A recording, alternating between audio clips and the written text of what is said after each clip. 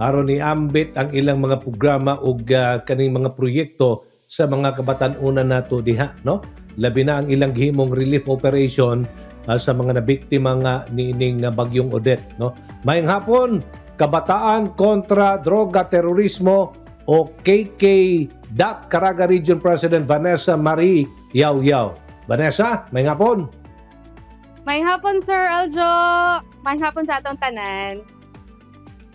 Sa panguna sa Office of Presidential Advisor on the Peace Process, nilang bigit usap ang kabataan kontra droga at terorismo o kining gitawag nga KK sa paghulma sa Regional and National Action Plan for Youth, Peace and Security. Kining Vanessa, unsa man ang maayong nahatag ni ining programaha ni proyektos gobyerno ngadto sa mga kabatan-unan?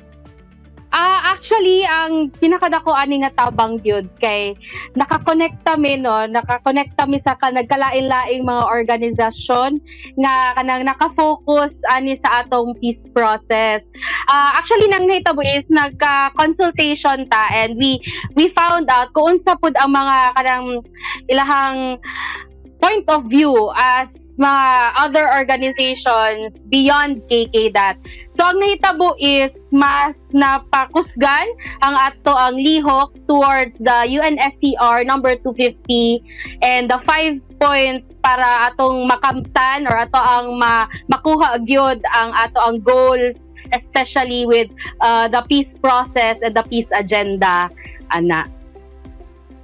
Sa inyong talaan, Vanessa, doon na ba'y mga kabatan-unan nga nibalik na sa sabakan sa balaod, sabakan sa gobyerno, gikan sa pag-armas o pag-apil sa komunismo? Actually, oo, daghan.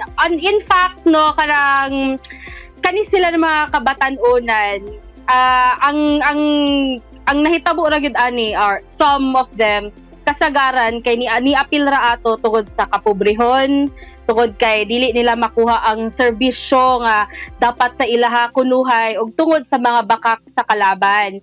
Pero ang nahitabo is kanang we are trying to reach them to tell them na ang gobyerno naara sa atua as long as kabaluta makigkomunikar, kabaluta makigstorya sa tama ng mga opisina, matabangan gyud ta.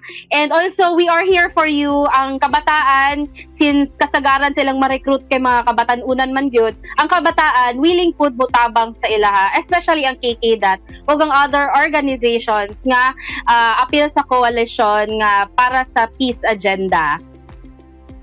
Giunsa sad nato pagbag-o sa ilang mga kinabuhi?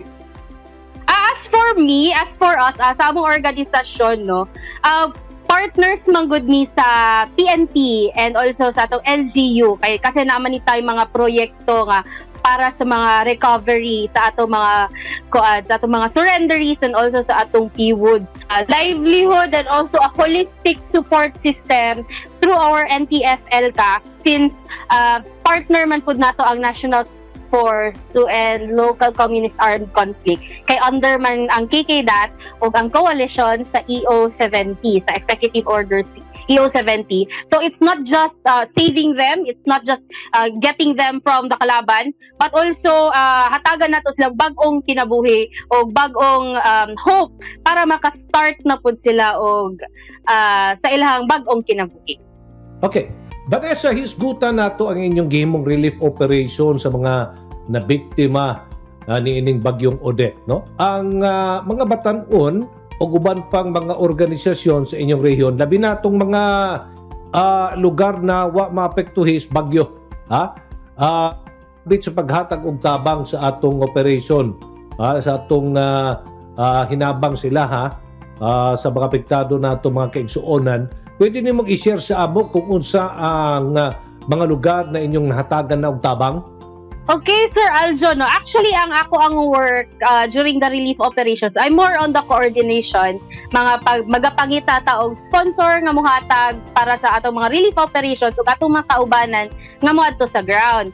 Actually, naka-scatter ang support nga amo ang nalikom, no, kasi it's a national drive magit ang #Bangon Bisaya. National jud siya nga drive nya bisan kinsa ang mohatag ana. What we do is amo siyang ginahatag sa atong PNP forces and also our other stakeholders mo ato sa ground. Pero as for me, I think ang ako ma-share is I personally niadto ko og ground zero and niadto mi sa isa ka island barangay sa Surigao City sa Hikdop Island, it's sa Barangay Libuak. Nakahatag mi dito og 300 relief packs sponsored and in partnership with the Agusan del Sur Police Provincial Offices and also sa KK Agusan del Sur and KK Caraga. So nakaadto mi sa ilahang lugar, no, wala ginabilin out of 240 kabalayan, only siguro 9 kabuok ang slightly damaged, everything else kay fully damaged na siya. Ang ilang sitio dito gikaluy-an na gyud, wala gi landslide. Mo nang hantod karon, we are still looking for more sponsors, for more partners kay siguro maingon ta nga pila na ka weeks ang nilabay gikan sa bagyo, pero hantod karon slight pagyud ang start sa recovery sa atong mga kaigsuonang karaganon.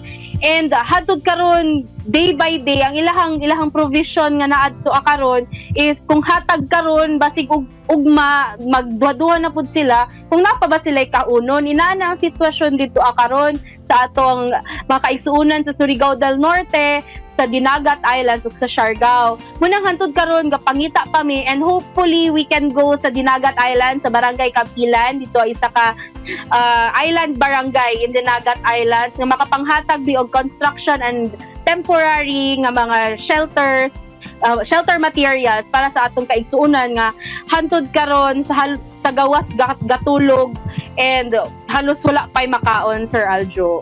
Sigurado daghan ang gapangutan na karon, Vanessa. Vanessa, ang imo na lang mensahe, no?